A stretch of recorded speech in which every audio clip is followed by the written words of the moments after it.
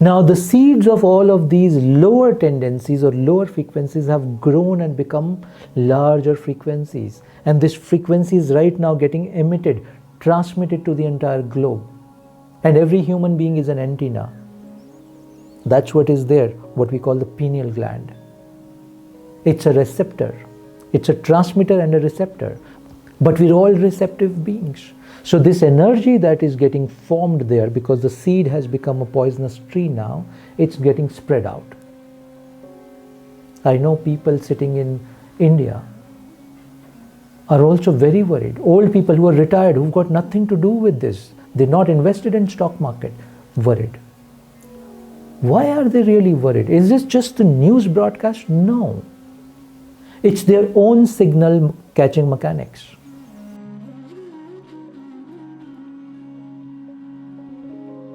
Gurudev, next question is from Isabel from San Francisco. Her question is, Dear Gurudev, amid this escalating war, there is so much fear, uncertainty, and a lot of negativity all around. How should we deal with this? Isabel, to deal with anything, you need to really understand the roots of that. So there is a difficult situation in the world right now. Countries are at war. But what gives birth to the war, we must understand first. It's not, we use the term geopolitical and all of that. But what's the starting point, the root of any war, not just this war, root of any war? And if you look at it, there are just a few things.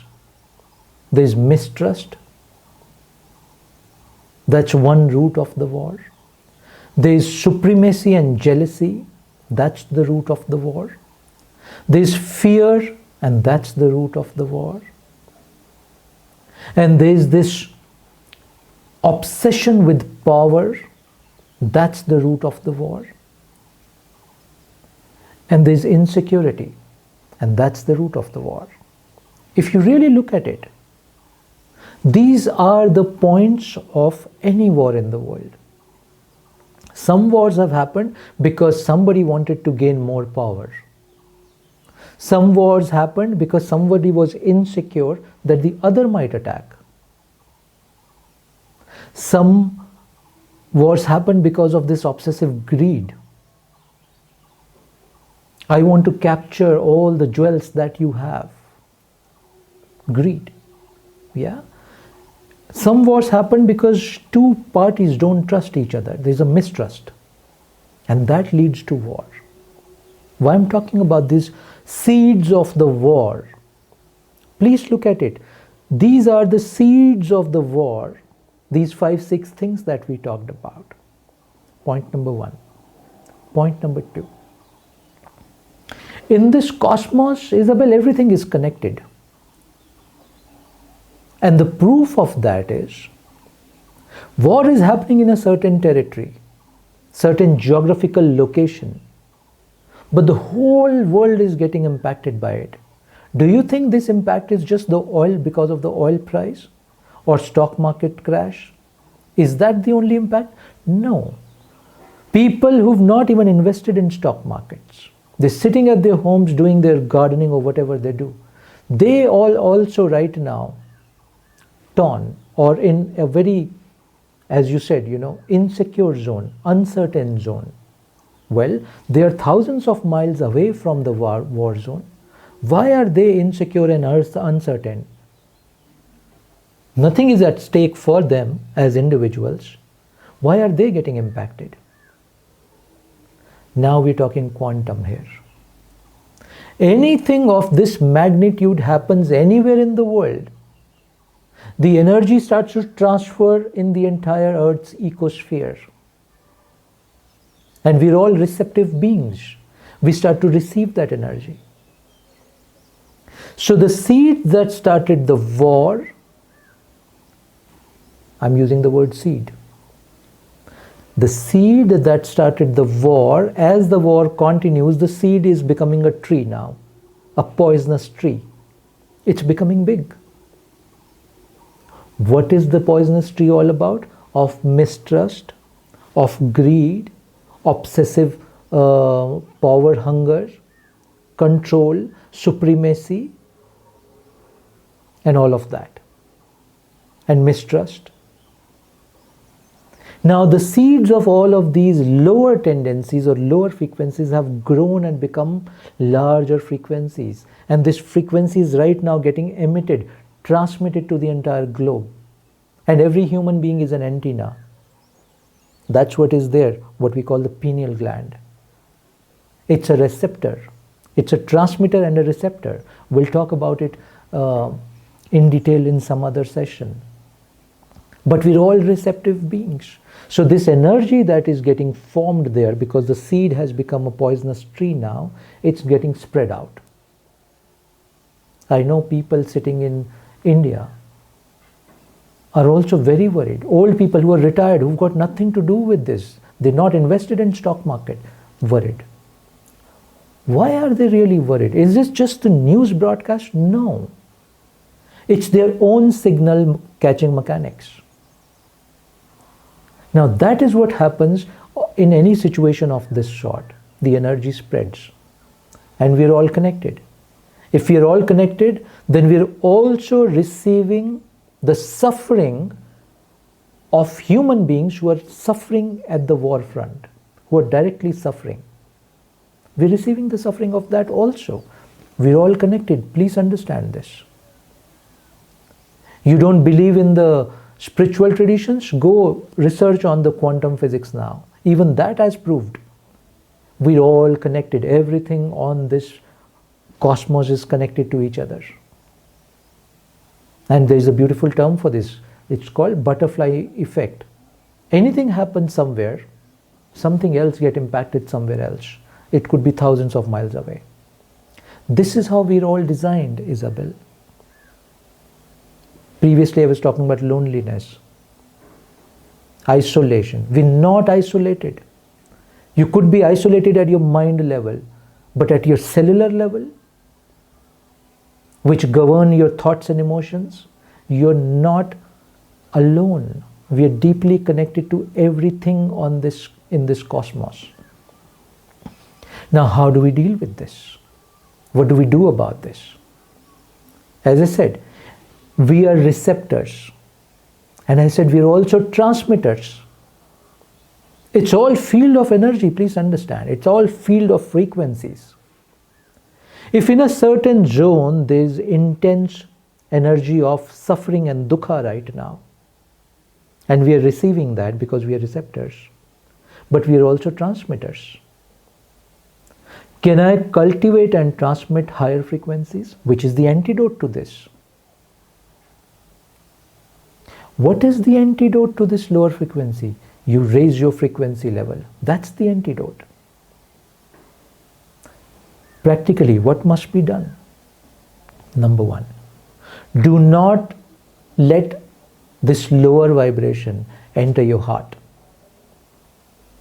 I know there is insecurity, there is uncertainty and all of that. But there is a way to not let that impact you.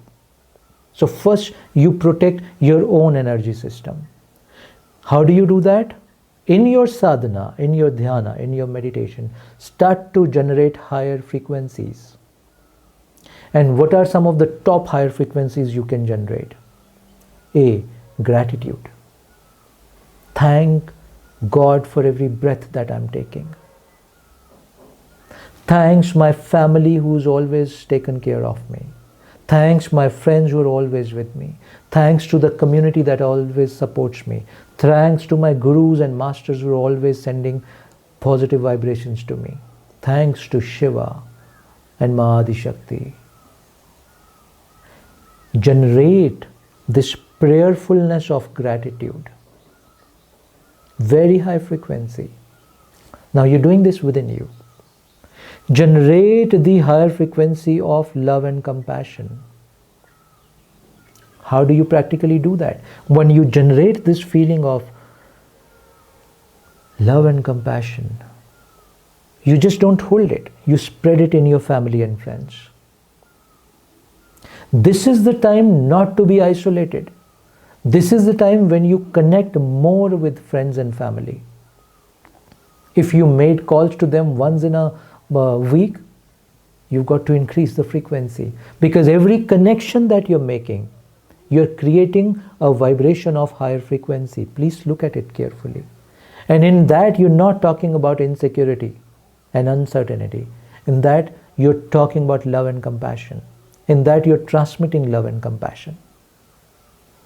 In that, you're transmitting gratitude. So through you, then you are enabling your close family friends to also build this shield of higher frequency. And now in your deep meditation and in your prayerfulness, you start to broadcast this higher frequency to the entire community, to the entire world. It works. It deeply works. Many, many years ago, there was this great yogi from India who went to the US. His name was Maharishi Mahesh Yogi. And he started a technique of transcendental meditation. I think he was also a man of science. He did some experiments.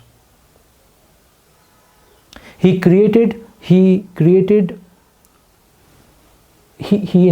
actually some 8,000-10,000 meditators together for 6-7 days to sit together 3 hours every day and meditate. And in meditation, send out the vibration of love, compassion, and gratitude to the world out there. So this group of 8,000-10,000 people did that meditation for, I think, 6-7 days. Fixed time every day. I think this was in the US. And what they noticed, the impact of that, in a certain radius where they were sitting in a certain zone of radius, crime rate and violence rate came down for those 7-8 days. What's going on here? Somebody is meditating somewhere and crime rate in the city is going down. What's the connection? Quantum physics is the connection. Collective field is the answer. You're all broadcasting energy and frequency is the answer. We're all receptors of collective energy is the answers. So some of the criminals basically started receiving unknowingly that energy of peace, not harming, non-violence. And it impacted their system. This must have happened. It's all a field. So my recommendation to you is, we cannot control the war directly. We cannot end the war directly. But any event that happens in the world, there's a very strong vibrational frequency, energetic zone behind it. We can work on this energetic zone. In this quantum field we can work. And it happens with you. First, you purify your system. Cultivate higher frequency every day when you sit in your dhyana. Make it a point to sit in your dhyana and cultivate this frequency. Higher, level up your frequencies now. And if a few thousand people start to do that simultaneously, well, you'll see the impact of that. But do it for yourself to begin with. Do it for your friends and family. Bring them into this loop. Maybe organize collective meditation sessions. Maybe online. Some of you, maybe your circle, your community, come together at a certain point, all of you together, start to meditate and generate this field. Possible. Will it impact the war? Even if the energy doesn't go to that extent, it will definitely have a solid impact on you, your friends and family, and your community. Lastly, also understand, everything is very karmic. Life is just not governed by one law alone. Life is governed by synchronicity of many laws together.